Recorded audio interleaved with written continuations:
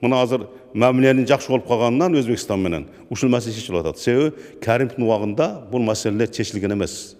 Каримовдун убагында Кыргызстан экөө бири-бирине каршылашып турган убакыт болгон.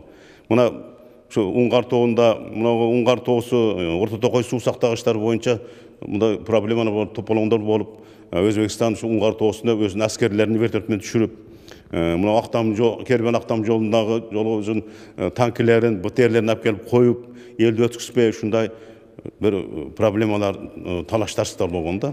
Мына ошону маселе, мына ушу Мирзиёев келгенден кийин, президент болуп келгенден кийин ушул чечилип атат. Айрым кишилерге кемпират кызык эмес.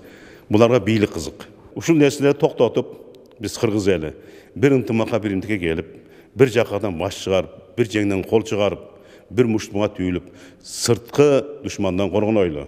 Акыр биригейли эл ушундай кыйын кезеңде. Мына Сталин айткан экен, Жолдош Жуков şunday kıyın önemli etkileyen. Bu münözlerinin gelişmesi ikinci mesele. İkinci mesele. Hazır memleketten kıyınçılık bulup durğanda takdirde çeşitli atkan mezgilde. O birinci mesele şu.